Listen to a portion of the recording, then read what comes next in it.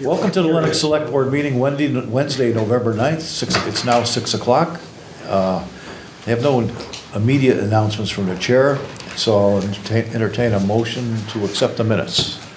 All right, I move to accept the minutes from October 26th meeting of the Lenox Select Board. Second that.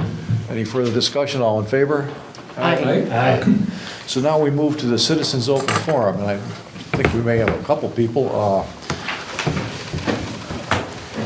So we'll go with a couple minutes tonight. If you haven't been into the citizens' open forum before, so you can come up, state your name and address, and we'll give you a couple minutes to state what you'd like to state. Don't expect to engage us in conversation or debate because this is not the forum for that. Okay, so who's here for citizens' open forum? Sonia. Yes.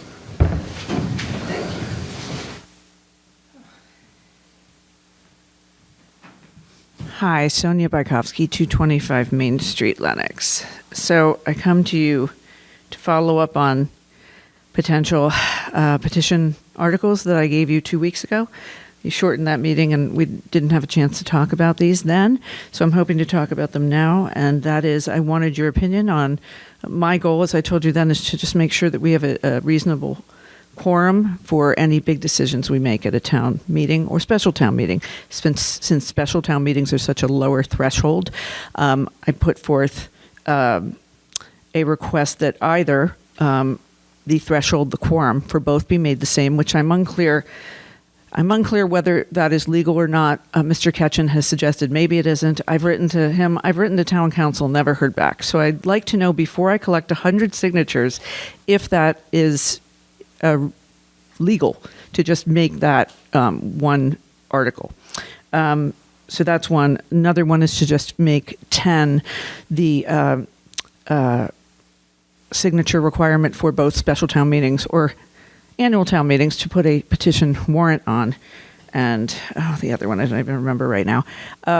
So I'd still like to just get your opinion. Oh, and to codify. So is it better to do that or to just codify 2 special town meetings?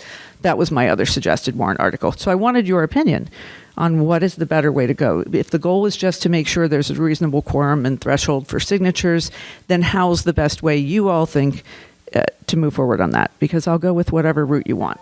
Sorry about that. I don't know how to turn that off.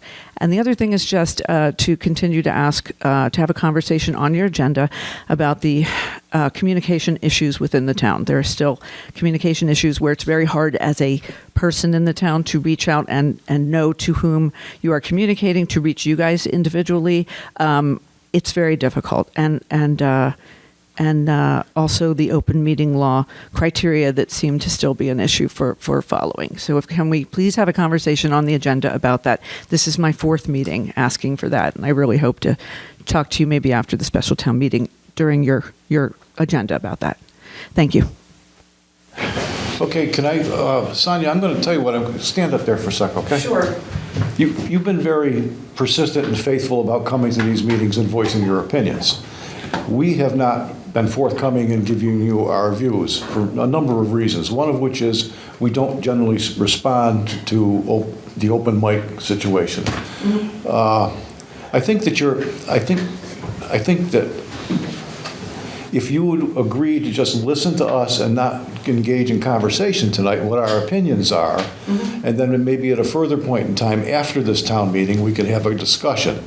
I mean, I'd be glad to share you with what my thoughts are concerning some of what you brought up, okay? So You're just asking that I not do anything at this town meeting, then that it wait? Oh, no, I'm not asking you. I'm sorry. You can get as many signatures as you want. Tonight, I'm suggesting that you don't try to engage us in conversation if you want to hear what our opinions are. Yeah. Okay? Yeah. All right. So my opinion is, number one, on a special town meeting. Would love to have more people attend. But you can't, in my opinion, you can't legislate us into further attendance. I'm either going to go to the town meeting or I'm not going to go to the town meeting, whether you're requiring a higher percentage for a quorum or not. It's as simple as that. Secondly, I think that you will find at this town meeting, given the fact that we have 4 or 5 issues on the warrant, that are of importance to a lot of people, you may well have a larger attendance than usual. I think it's the issues that drive people to a town meeting and not being told that they must attend. Thirdly, the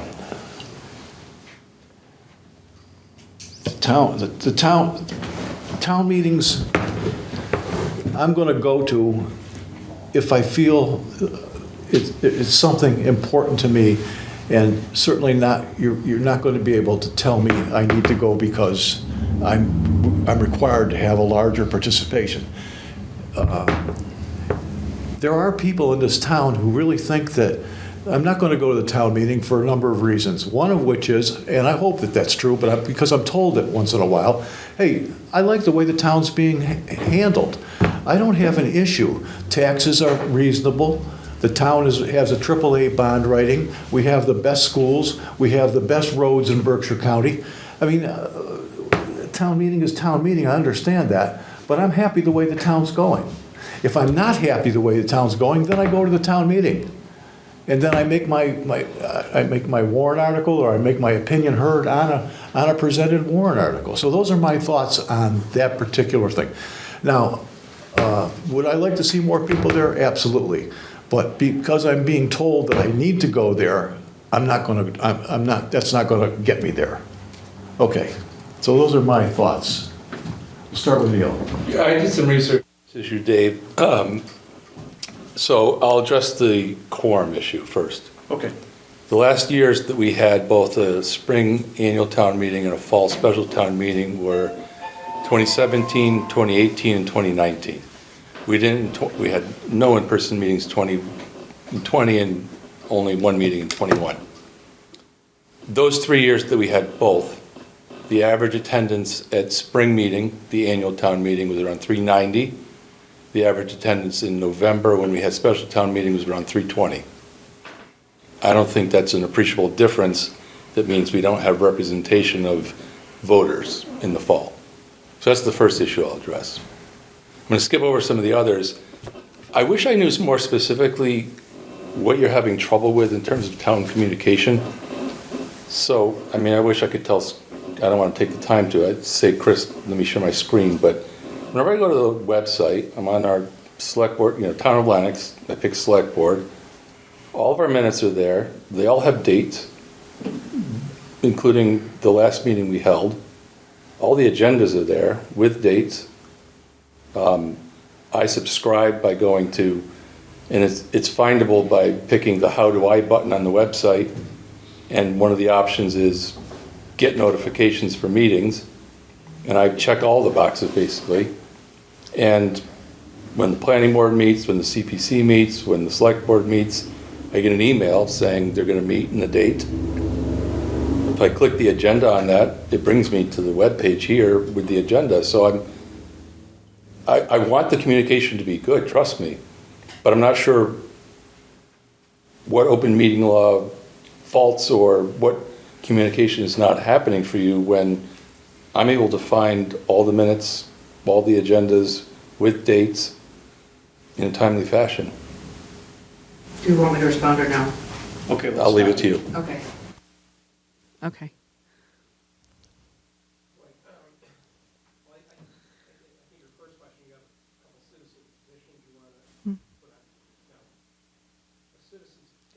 Citizens petition, you write it up, you present it to town meeting.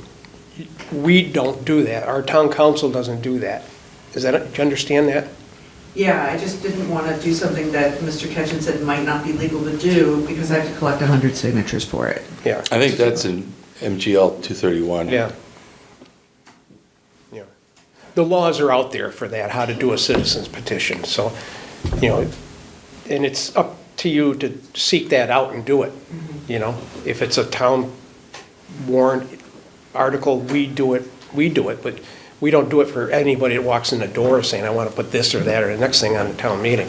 So that's a responsibility that you have. And the other thing, and we're talking about responsibility here, the communication thing. Frankly, I wish it was better. We're doing the best we can, as Neil just pointed out on there. Anything you need is on that website.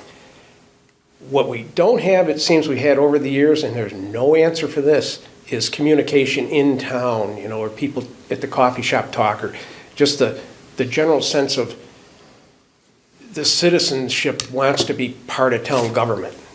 People are kind of apathetic now, I think, and they just kind of let things go. But there's no good way to do that. We can't call you when there's going to be a meeting or something. So it's the responsibility of people in town, the citizens, to seek that out. And the information is there. And I know I'm available anytime you need to get a hold of me. Have Mary Ellen just tell her, and I'll call or whatever. Our phone numbers aren't published on the town website, but we're certainly available. We have a full-time town manager, full-time. For that, Ed, and I didn't even know that. Yeah. Oh, actually, that was a point I forgot to make. I'm glad you brought that up. So myself and Mary Beth, again, on the select board page, our names are clickable. And I get a lot of emails by someone who's clicked that right there and said, Neil, there's a leaf blower, or Neil, blah, blah, blah is my issue. When you say it's clickable, does that mean it goes to your email? I don't know what that means. My name is highlighted in red as opposed to just blacked out, meaning you could press my name and then send me an email. Oh, So okay. that's a town of Lenox email? Mm-hmm. Yeah, see, I don't have a town of Lenox email, I have a personal email. Okay. But if you Well, tell, that's good to if you tell Mary Ellen, hey, Ed, give Sonia a call, leave your phone number, I'll call you. Thank you. It's as simple as that. Mary Ellen's always had her email on there, and I appreciate it. She has a town of Lenox email too. Yeah. We have our own personal email, so it's Okay. not on there. I also get all of the stuff that you send. I mean, I get to read it, it's forwarded to me, that's for sure. I have no problem with that. If you send anything to Mary Ellen Deming or to selectmen@townoflennox.com, she sends it to all of us. As soon as she gets it, she sends it to all of us. And so we read it. And, if you want to meet with one of us, we make ourselves available to meet. I think everybody has met with people who request meetings. It's helpful to even know where that goes, because I don't even know when I hit selectmen I don't even know to whom it goes. Okay, yeah, It comes to us. okay. And it's not only you, we get stuff, I mean, I've got emails, phone calls, Facebook messages all of the time. So I'm going to talk about some of those. I mean, there are ways of reaching us. I mean, we're not trying to be invisible. If you'd like to stay afterwards, I'll give you my phone number. I don't care. That's fine with me. You had it at one time. When you did my snow blowing. Exactly. When I was, My number 2. Thank you. okay. Warren, do you have anything to add to that? Nothing, Dan. Okay. Well, Thank you, Dave. you're welcome. Okay. We'll hopefully continue to see more of you. We appreciate your. I changed my business schedule so I could be here with you now. No. I moved my massage client. He's happy to do it because it gets darker earlier. Okay. Thanks. Okay. Thanks. So now we'll continue on with citizens open forum, although we won't respond necessarily to the additions. Who else is here to chat with us? Courtney. I think that nod was to say, okay, you can go next. So thank you for allowing me to speak tonight, and thank you for listening. Name and address. My name is Courtney Gilardi, and I reside at 980 East Street for the last 20 months because my home in Pittsfield, as you all know, after an 18-month-long investigation by our Board of Health, has been rendered uninhabitable, as well as the homes of several of my neighbors. It is rendered uninhabitable due to the radio frequency emissions from a Verizon cell tower that's less than 500 feet from my front door. It is currently in litigation, ongoing litigation between the harmed neighbors and the city. And all I want to do is to go home and to be safe in my home. And all I want is to prevent what happened in Pittsfield from happening again in Lenox. I should be home with my daughters making dinner, but I'm here because I care. And I'm here because I have lived experience, and I have been contacted by people around the state and around the country and around the world whom this is happening to. And if you read the New York Times this weekend, you will have read how people are being blindsided everywhere. And they have no recourse when they are sick or when they are harmed or when these towers pop up. but you guys do have the municipal power to be able to control this through a strong wireless zoning bylaw. I come to you tonight as you are looking to write the warrant for the special town meeting.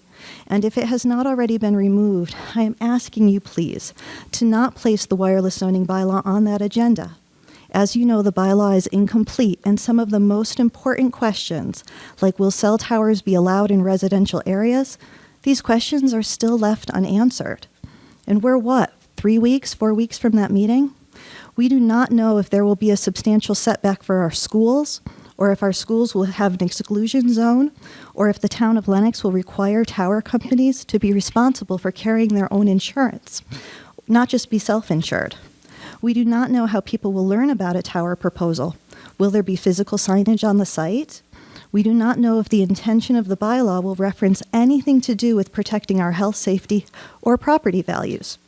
In order to make informed decisions, taxpayers and residents need to know these. And they need to understand this with sufficient time to see how the bylaw affects them and their biggest assets, both their health and their homes. I'm asking you not to put the bylaw on the special town meeting because we've lost 3 weeks of planning board meetings. The first meeting due to technical difficulties, it had to be postponed, another to a canceled meeting, and a third due to elections. So we're still in the dark. And there's a long list of unanswered questions that deserve to be answered, not just in a special meeting a few days before the vote. Now, does everyone want better connectivity? Absolutely. And do they deserve it? Absolutely. Nobody's against that.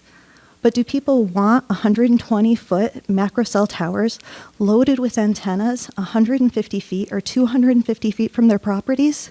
No, nobody wants that. But people do not have time to understand and to have these conversations that are still ongoing in our planning board when our planning board is still having these conversations. We need a strong wireless zoning bylaw so we have a leg to stand on. Lenox has hired a consultant who doesn't believe in biological harm. If you go to his website, he says people like me don't exist. He actually came to a meeting and said he's never met anybody injured. I'm like, hi, would you like to know the story of myself and my family? I asked the planning board members if they had followed what happened in Pittsfield. Some of them said they didn't know. So I gave them my phone number so they could call me, but none of them have. Now, he isn't a lawyer and he isn't a doctor, yet he seems to provide ample legal and medical advice to the town of Lenox. And that concerns me. So I've been here for 16 months, 18 now, asking for 1 hour of outside independent legal consultation so you guys can hear a different point of view. We even asked for the planning board if we could have 20 minutes just to hear from outside people. They never responded. I've asked 3 times, so I guess that means the answer is no. Now, I come before you as somebody who has watched my children vomit in their own beds, who have seen my neighbors move out, and someone who has seen their neighbors sleep in their cars rather than their own beautiful homes. And I'm asking you to please take your time and do this right. We can spend a little bit of money on a review by outside legal counsel before we take this vote. And so we can do this so everyone in Lenox is connected and protected. That's all we're asking. Thank you so much for hearing me. Next. Who wants to go next? Is there anybody here next? Okay, let's move on then. All right. I guess Onto the consent agenda. We have a donations acceptance from Police Chief Steve O'Brien is seeking our approval to accept monetary donations. Fire Chief Chris O'Brien is seeking our approval to accept monetary donations. There is an appointment to the Historic District Commission. Peggy Amendola is seeking appointment to fill a vacancy on the Historic District Commission. Thank you. There is also an appointment to the Community Center Board. Peggy Amendola is seeking appointment to fill a vacancy on the Community Center Board. Chairman Arlene Schiff is recommending the appointment of Edwina Volley to the Lenox Cultural Council. And we're also looking at a one-day all-alcohol license. Canyon Ranch is seeking a one-day all-alcohol license for their holiday party on Thursday, December 8th from 5 to 9 p.m. at the Mount. A certified bartender will be present. the Lenox Land Trust is seeking our permission to erect a sign regarding a donation of land at Parsons Marsh. Someone from the trust will be at the meeting this evening to answer any questions we may have. Okay, can I have a motion to accept the consent agenda without the hold? I'm sorry. Could I, it's not my place, but I know that we have members of the land trust here, so perhaps okay. a hold on that item might be All right. appropriate. I'll let our president say a few words. I'm Sarah Hatch, and I live at 183 Housatonic Street. And I'm the acting president of the Lenox Land Trust. Oh, the mic, sorry. The microphone is for the people at home, and it's nothing to do with us. Okay, thank you. Thought my voice was pretty loud. I'd like to distribute something for you to look at. So the background to this is I became acting president of the Lenox Land Trust last June. And as soon as I became acting president, I mentioned it to a friend who lives over at Kimball Farm and West Stockbridge, who immediately said to me, well, I hope you'll straighten out that problem. And I said, what problem? Well, it turns out that Robert and Olga Weiss donated land to the town of Lenox in 1974. And part of the agreement on that donation was that the town of Lenox would recognize their contribution in some kind of plaque or sign or whatever. So I said, well, the Lenox Land Trust Board approved that we would go ahead and do this on behalf of the town. So what you have in front of you is a mock-up of a wooden sign that would recognize, with Olga's involvement, I first discussed it all with her and she confirmed everything. You will notice on there that it mentions mountain lion, and many people say there's no such thing in the Berkshires, but we know of two totally independent people who swear that they have seen a mountain lion in that swamp with a long tail. So Olga wants it in there. I don't see any reason why not. Anyway, so we are looking for your approval to place this sign on Route 183 in front of part of the property that she donated, which is a horseshoe around her house. But there is a pull-out area that many, many people use, including town vehicles, power vehicles, school buses, everybody. And we would put it right at the edge of that pull-out at the woods edge, not the highway edge. And that's what we'd like your approval to do. Thank you. Great, thank you. Questions? I think it's a well-deserved. Yes, Thank you very much. thank you for taking care of the problem. Matt, do you have anything to say? I can't top anything that Sarah would say. So.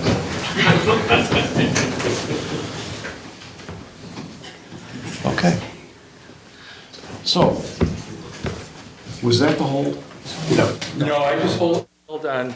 There's multiple appointments. I held on the first one just to thank Peggy and others for stepping up and joining our boards and councils, because we have openings and sometimes they sit vacant for a while, and it's greatly appreciated when someone volunteers to join in helping out the town, and I just thought it was worth recognizing and thanking them.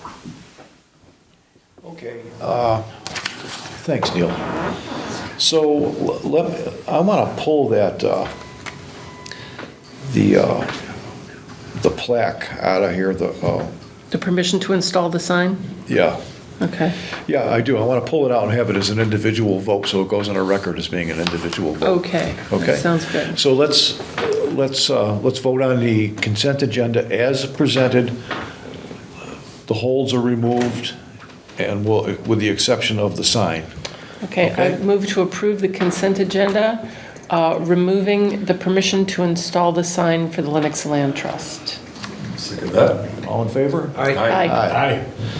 And so we'll have a separate motion. Sure, okay, I move to install a sign by the Lenox Land Trust regarding the Weiss family's gift of land to Parsons Marsh. Second.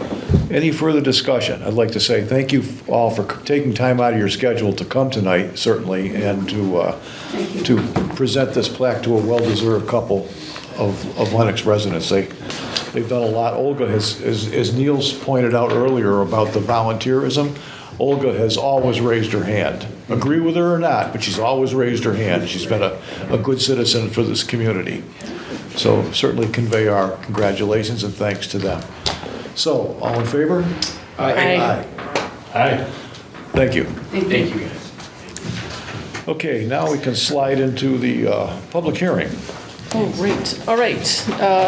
This is general business. We are going to be reading a notice of public hearing for the Select Board of the Town of Lenox. Notice is hereby given that a hearing will be held by the Select Board in their capacity as licensing board on an application for a new annual all-alcohol general on-premise license, which has been filed with the local licensing board by Antimony. Is that right? Antimony? Okay, I didn't want, Antimony? Okay.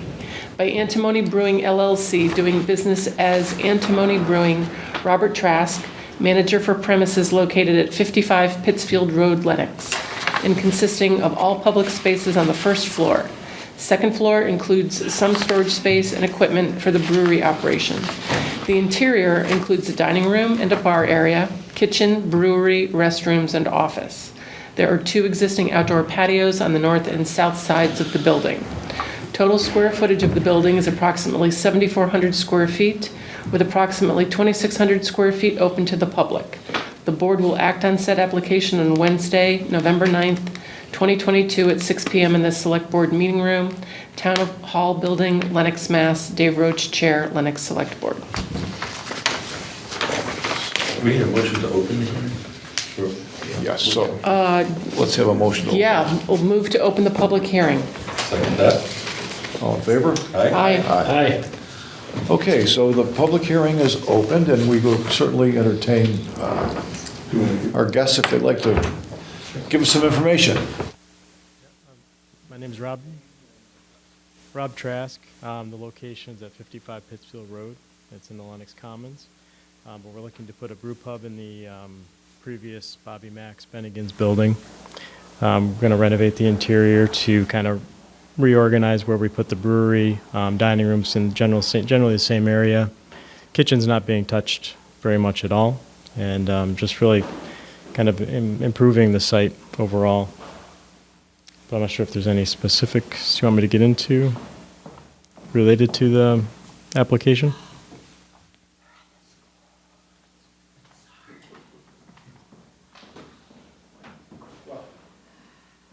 What was your question to me before? Oh, I'm sorry. If there's any specifics you wanted me to get into to clarify. Not really. I mean, we've seen it as a restaurant before with an alcohol license.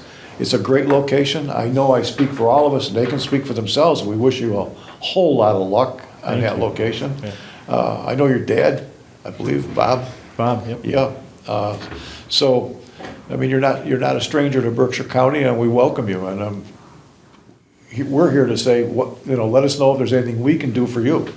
Okay. Well, Yeah, thank I mean, you. we love our new businesses coming into town. They help pay the bills. So we hope you're wildly successful.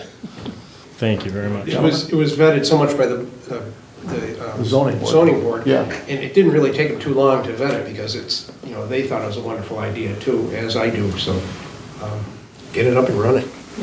We're trying. Fully agree. I mean, Okay. best of luck. Hope you're successful. Yeah, thank you. Can't wait to visit. I can't wait to visit too. Sooner the better. So, Mary Beth, you want to? All right, I will move to close the public hearing. Second. All in favor? Aye. Aye. Now I would move to approve the application dated October 17, 2022 for a new annual all-alcohol general on-premise license for Antimony Brewing LLC at 55 Pittsfield Road in Lenox. Second. All in favor? Aye. Aye. Thank you. Thank you. All right. Open it up quick. Off to the races. There you go. All right. Okay, so moving along. Thank you. Thank you. Thank you. Good luck. Yeah, guys, good luck. Moving along, we now have maybe the heart of our discussions tonight. Yes, indeed. Yes, indeed. Yes, indeed. So the warrant, so let's turn it over to our So town manager. we have a first version, almost still warm from the printer. Staff draft, version 1 of the special town meeting warrant. We've arranged the articles. Basically, I think what I, speaking on behalf of staff, would like from the board is edits and comments over the ensuing few days or weeks for us to come up with a more refined version so that we can hit our target date, I think, of November 22nd to approve and sign so we can post a warrant 14 days before the target date of December 8th for a special town meeting, at which we'll be considering some pretty consequential things. I'm ready to talk tonight primarily about the financing for two of the largest capital projects that the town will ever or has ever taken on. But there, as was mentioned earlier in the evening, there are other consequential warrant items as well, potentially having to do with wireless communication infrastructure, as well as some holdover items from the annual town meeting related to puppy mills, noise, or construction noise in residential zones, and 2 out-of-cycle CPC applications for acquisition of open space and reconstruction of pathways at Pleasant Valley. So, we have a draft here that we can take your comments from over the course of the next few days, and how you might want it edited or organized, and then come to a second meeting. Mr. Maximilian, you had a question? Well, I was raising my hand too quickly because you then continue to say "and organized."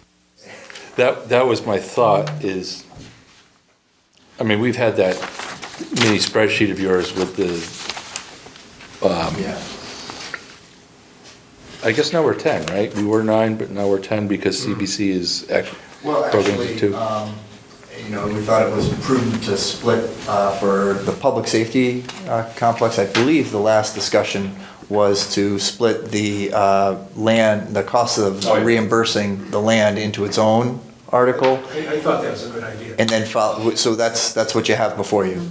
And then the appropriation for the construction came subsequent to that. So, thank you. So now we had 9, now there are 10, because where there was 1, there's now 2.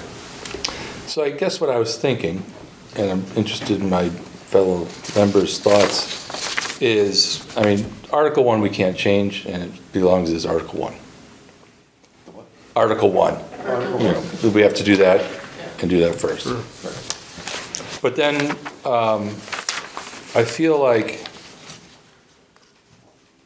well, clearly, if the planning board comes up with an article and we have a wireless bylaw article on the warrant, that's going to generate a lot of commentary and dissent and opinions, et cetera, and until the question gets called and all that.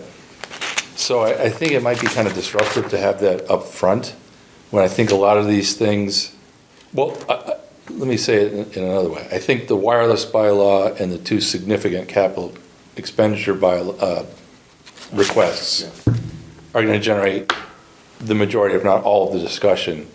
Just kind of thinking, why not get all the other things out of the way before we get to those? Because I remember when we did the short-term housing discussion, that was kind of early in the meeting, and then everybody who was there and upset about that or happy about that was moving around and leaving the building, and we were trying to get through other articles. And I feel like if it's going to be the big discussion article, maybe we should get the what I consider easy stuff out of the way first. I don't disagree with that. I mean, tonight and last week, or last night, perfect examples. We had a lot on our agenda that was important, and yet the people who come for a one item make their views known and disappear.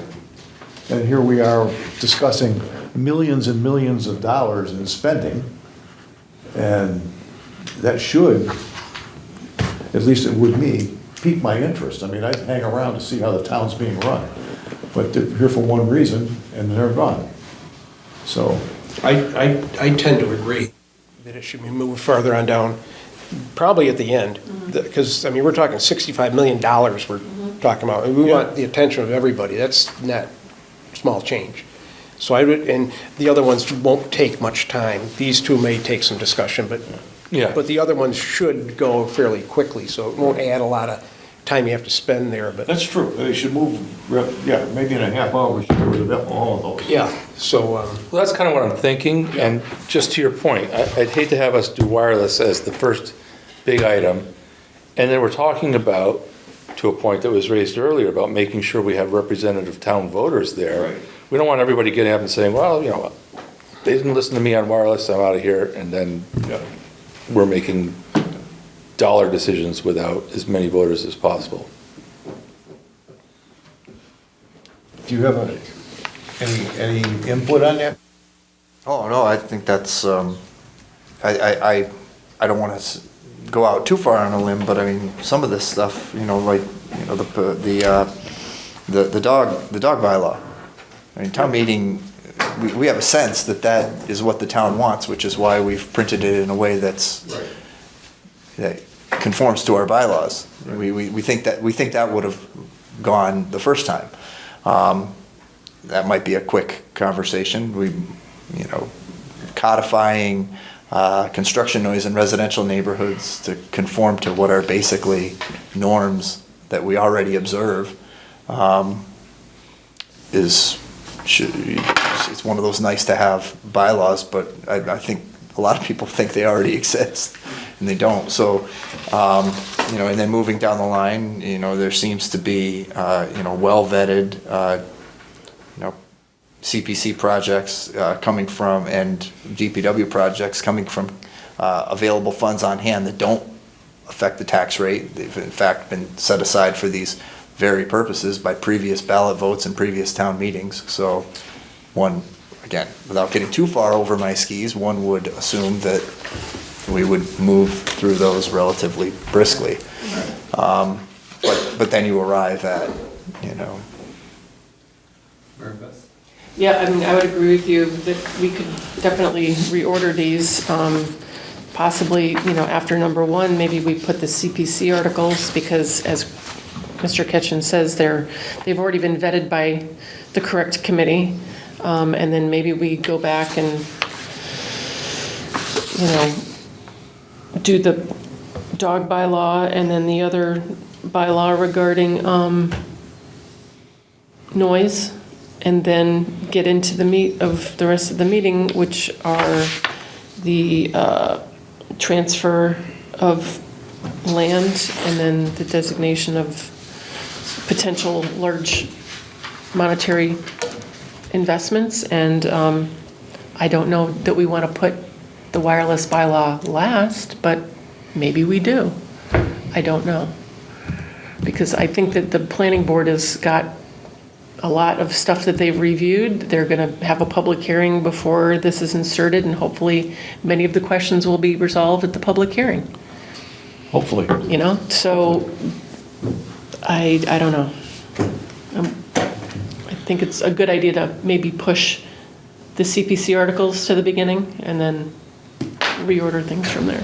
yeah, I think this is exactly what wants, is for us in the next few days to, you know, for us to think about this instead of making a decision tonight. Yeah. And I think we're all kind of on the same idea. Yeah. Just Yeah, I think so. how we have to mix it up to make it work. Yeah. You know, yeah. I would like to see us do that. Yeah. If I may, one Certainly. Quick other thing, I'm sorry, I've been a lot of talking. Don't be sorry. Ed, you and I talked about, or we all talked about this in our last permanent building committee meeting. So we've got two asks, wastewater and public safety. They're big capital investments. Wastewater is bigger than I think anything the town has done to date. Since the school. Since the school, right. Right. So we were kind of talking about, you know, the usual process is you get up there and you say, here's what we're asking. John asks for an explanation, we give a little more detail, you know, our plan's out of date, this is why we have to do it. But then, ta-da, we're asking you for an authorization for $45 million, which we hope to get a grant for a third of that, but still, big, big ask. So I was kind of thinking, and we talked about this in permanent building committee, Ed, that maybe at some point, right before those articles, we take a 5-minute aside, if you will, where Chris can present, because he's already prepared this. This is how we're gonna pay for this stuff. Because it sounds like this giant ask. Right. And with the math and the things that Chris has done and looking at how this works and our strong free cash position from, you know, surplus tax revenue and other things, it's not nearly all, we need this money, taxpayers please accept a tax increase. It's a lot of it. More than half of it's covered by other sources. So I think an explanation by Chris or the PVC or Combo or whatever about these asks, this is what it's gonna look like. I'd like to see it exactly right. You know, we're looking for $65 million. How are we gonna pay that back? They're two unrelated, really unrelated things, but they all gonna be paid back, you know? So and instead of just, you know, with each one trying to explain it, if Chris could, you know, I know it's not simple to explain, but Yeah, but he can make it understandable. understandable, so, Right. so Right. me or Neil are sitting there, oh, okay, I think we're gonna take money from the, you know, so make it sound, but it's a lot of money in that one big chunk right there, even though they're unrelated. And we don't have to bog ourselves down during each article to explain the financial part of it. It'd just be explained ahead of time. Yeah. I'm all for that. Yeah, I think it's, Okay. I think it's a good idea. I think it's an even better idea to really show people, you know, what the potential tax impact is and, you know, how we're gonna pay for it. Just carrying that thought one step further, I mean, we have another selectmen's meeting in a couple of weeks before the town meeting, right? Yes. Maybe you could kind of give us a preview of what you would intend to say so that maybe we could I was actually prepared to do that very thing. He gave us a proposal last week at our permanent building Oh, committee okay. meeting. I imagine this is gonna be pretty much that, right, Chris? Yeah, I wasn't gonna put up slides, but we still have to meet with the finance committee tomorrow.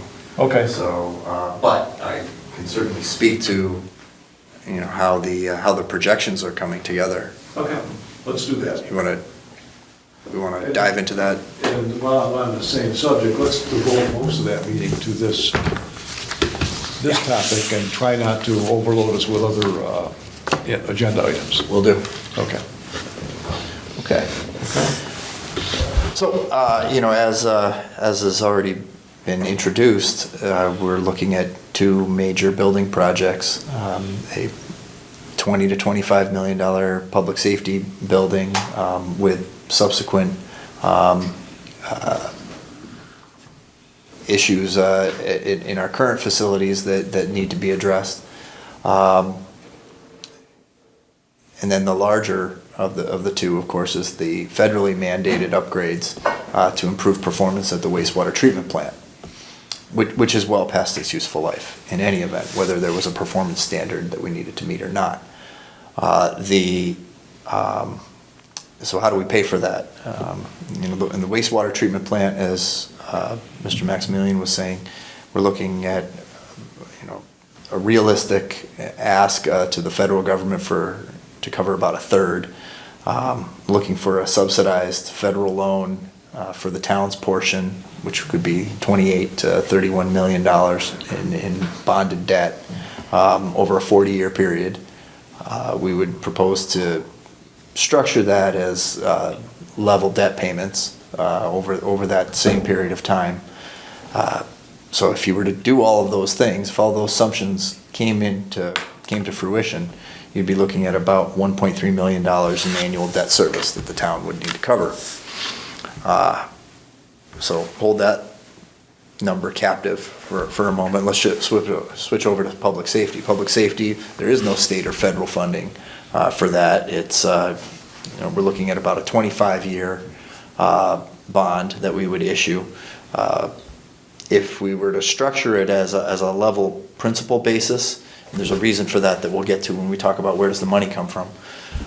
You're starting out at $1.6 million in year one debt payments, and then declining over time, because if you're paying the same amount of principal out every year, the interest gets smaller over time. So none of that debt service is likely to hit the town's general fund or any other fund budget, enterprise fund, until FY26 or FY27, because we don't permanently bond until we've fully paid the cost of construction. So in the meantime, what we could look at is, on the rooms tax side, we're generating substantial surplus. The rooms tax needs to generate $2 million in this fiscal year, FY23, to fund school department and town department operations. All right, that's the portion of the rooms tax receipts that we take to effectively lower taxes and provide services that are not property tax supported. All right, operations, that's people and expenses. The rest of that we have traditionally allowed to fall to surplus, and then redeploy the following year in the form of capital improvements.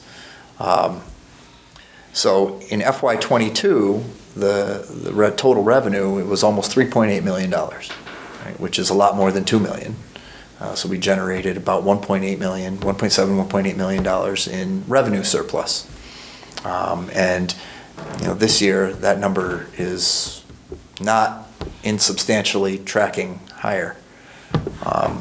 So in these years that we have to build up to the bond payments that are going to be coming online in FY26, 27, 28, whenever construction's complete, you can save up the surplus and create a debt service stabilization reserve to take the edge off of any faulty, I don't want to say faulty, any assumptions or projections that we make out through the period of the debt that don't come to fruition in a negative way. We tend to make these projections fairly conservatively, but I wouldn't anticipate that happening. But if it did, you'd have a reserve that would help compensate for any unforeseen circumstances that would create a shortfall. So it wouldn't have to hit the property tax. That being said, there's still funds even after a $1.7, $1.8 million surplus is deployed to pay down $2.9 million in debt service. You've still got a ways to go.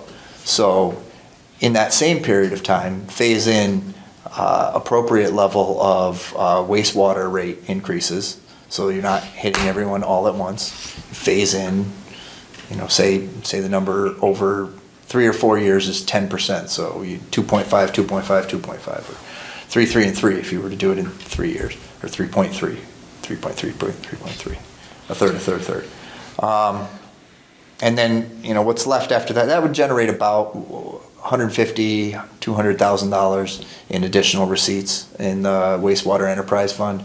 Not nearly enough to cover, a substantial portion of the debt service, but hold that thought captive for a moment, because down the line there's a headroom that's created to take the pressure off the final revenue source, which would be the property tax. So once all these puts and takes are considered, we'll say the revenue source of last resort is property taxes. At a roughly $950,000 remaining balance to cover, it's about a 5.5% initial property tax increase. However, that's able to phase out over, in my estimation, a 12-year period, because the debt service that's already being carried by the wastewater enterprise fund will eventually come to an end. We're seeing large projects coming off of the debt rolls in FYs 30, FY 35, and FY 38 to the tune of about $750,000. So then your reliance on the enterprise fund can increase over that time, and taking the burden, shifting the burden away from the general fund or the property tax portion of the general fund to the enterprise fund, which is a substantial beneficiary of the overall debt service, because it's going to fund a very large and expensive wastewater plant. So we can, do all of this, I think, in a fiscally responsible way.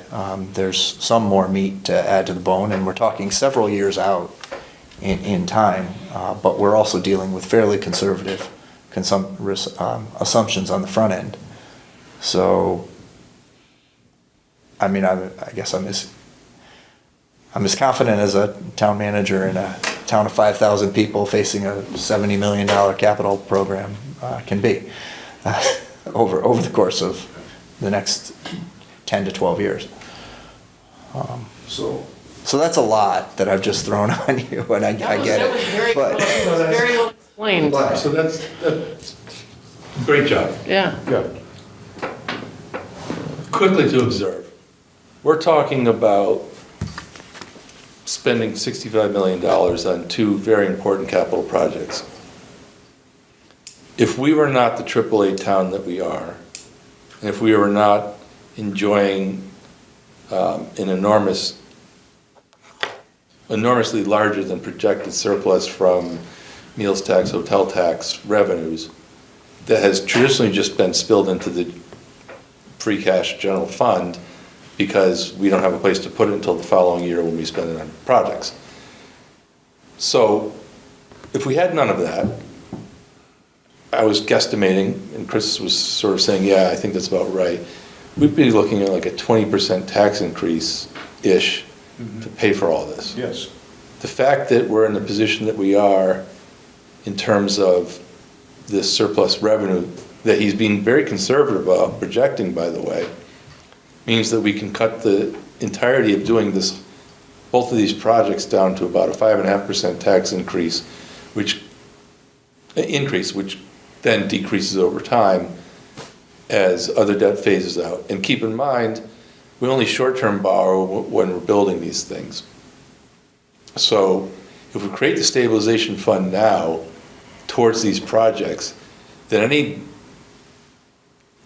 performance above projected that we have between now and, say, 2026 or 2027 cuts down on that 5.5% ask at the time that we do the long-term bonding. Right. So it's an enormous thing to ask our town to do, but I think we're in an amazing position to be able to do it. Well, I certainly agree with that. I mean,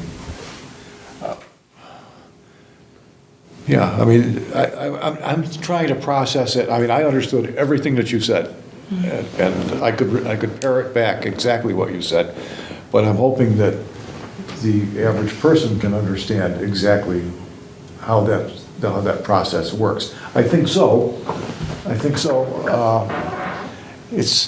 I mean, we've got a rosy picture on one end with our rooms tax and our meals tax.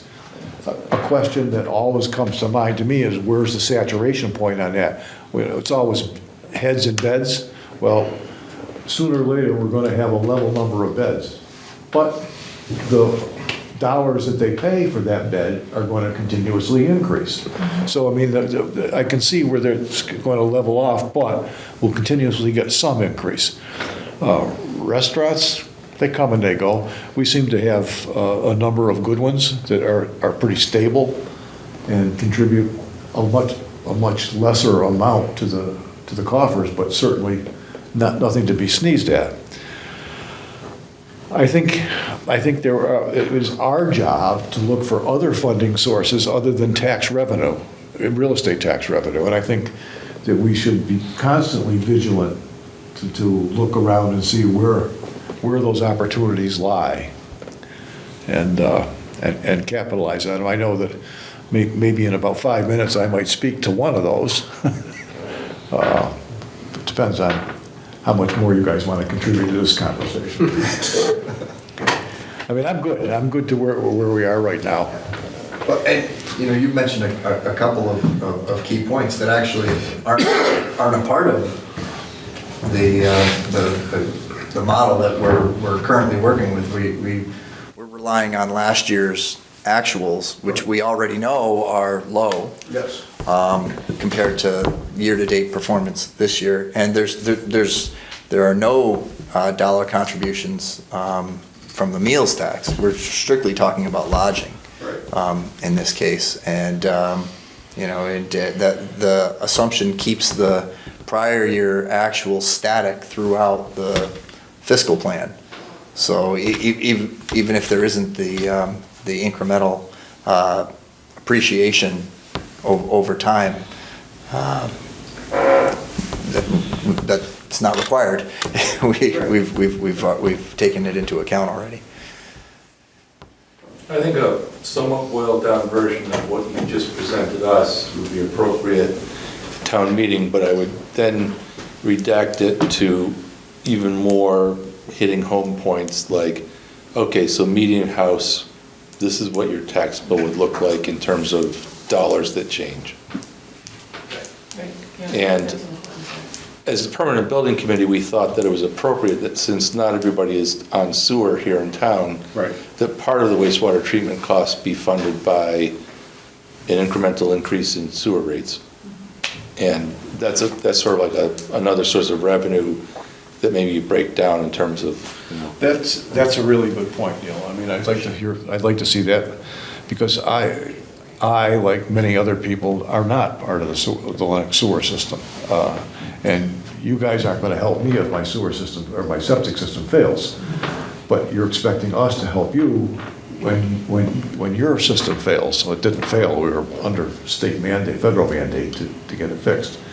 I've been through that, and I'm certainly willing to chip in, because it makes it a better town. I mean, I wish I was able to hit sewer, but I just can't.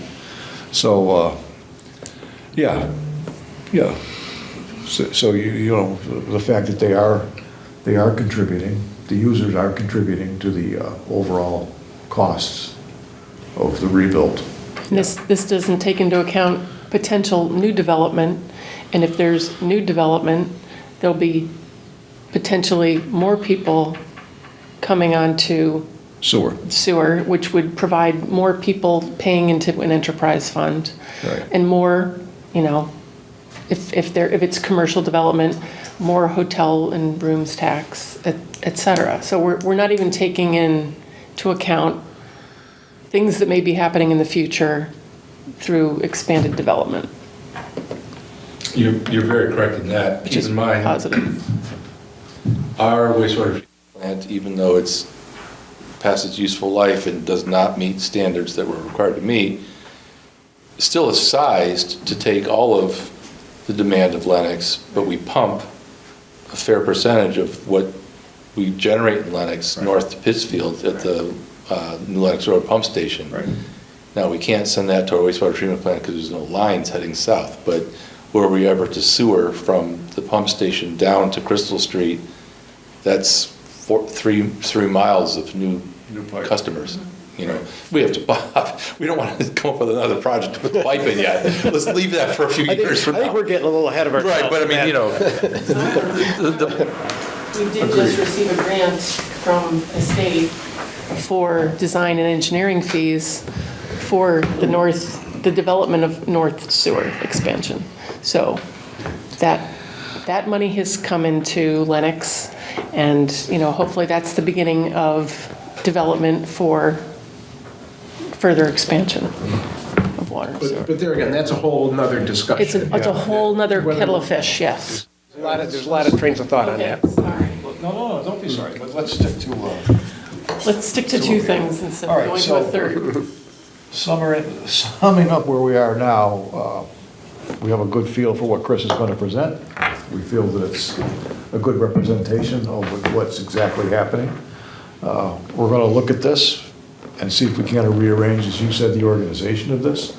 Think about it. I'm inclined to agree with I think we're all inclined to agree with Neil's suggestion of trying to keep the people in their seats during the meeting. So let's organize it like that, and let's have a good, solid, dry run at it at our next meeting. Does Bless you. that make sense?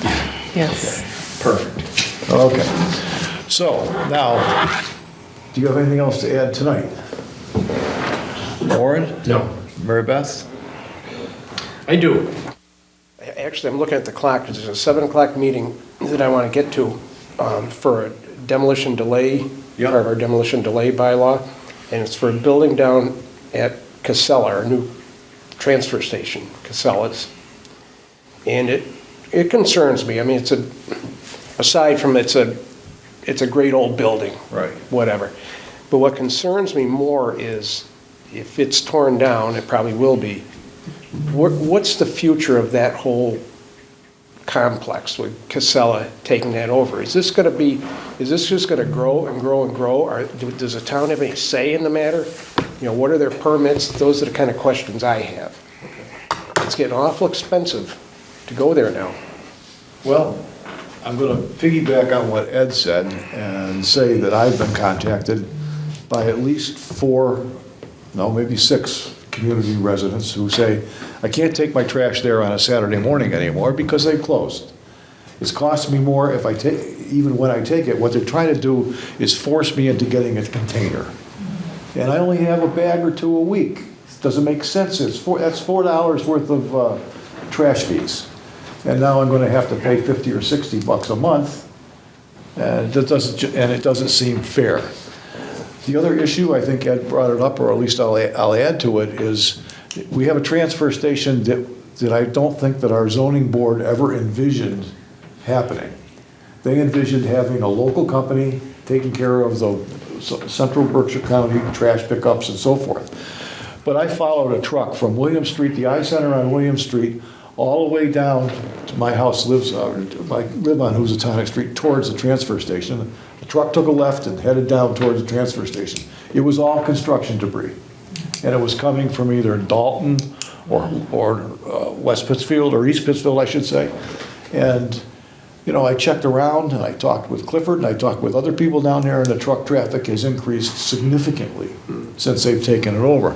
Now, I don't know what to do because we may not have a tonnage restriction in our bylaw, but a use tax or a toll, set up an electronic toll on the road to monitor the truck traffic and maybe impose a toll, because they're beating up our roads.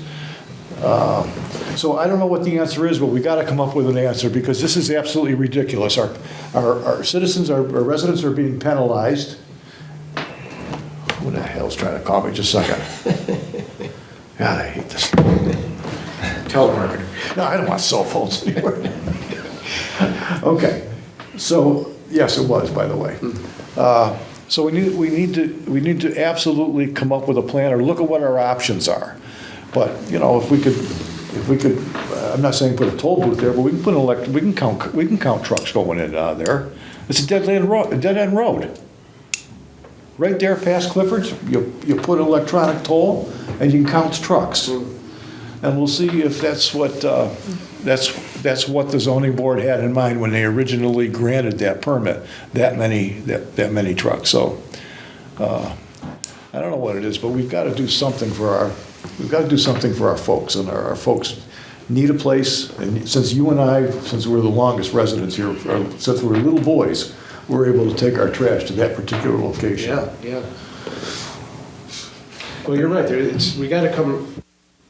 People are up in arms about it, and with this tearing this building down, opens up a whole bunch more area. Yeah. I just worry what it's going to turn into. Is it going to be like B2 over there, or Yeah.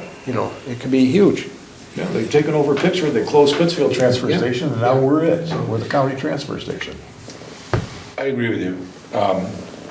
Having some experience, having done this many years ago in North Adams, you know, there's sort of the imposition of a tax or a fee or a toll sort of approach. When North Adams needed to close its landfill and we were happy to provide soil that we had remediated Right. as closure material, instead of taxing us or whatever, we sort of proposed a host community fee. And because it's not only that they're using it for much more than I think was envisioned, but they're limiting the services to our own residents by closing Saturday. I've gotten the same calls. Yeah. I've gone over there on a Saturday, you know. This is our last Saturday. I'm like, what do you mean it's your last? Exactly. So, you know, there's lots of avenues. I'm just saying one possible way to talk about it with them is we don't want to shut you down. You know, we understand that places are needed, but, you know, you're clearly putting a burden on our road system, and you're also, you know, the residents aren't happy that the trash service is worse. So, you know, there ought to be a fee for stuff that comes from outside of Lenox or something. Right, agreed. So, if you're in our shoes, what's our next step on this? Do we invite them in to talk to us at a selectmen's meeting?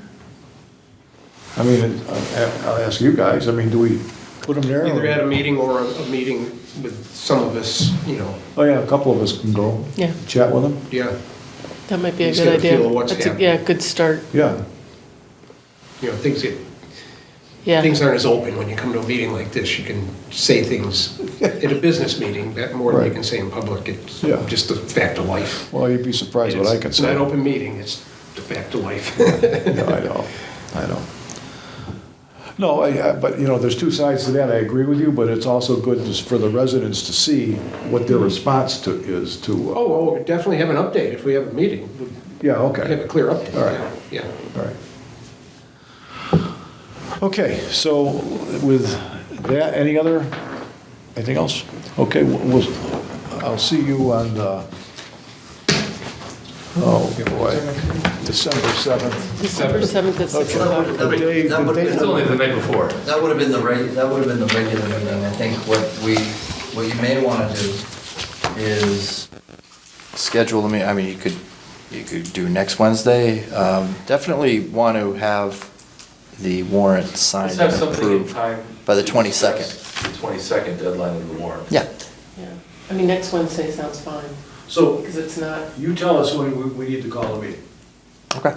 okay? Yeah. So we'll leave it open right now, Chris will get in touch with us, we'll post the meeting, and we'll call it good. So I'll entertain a motion to adjourn.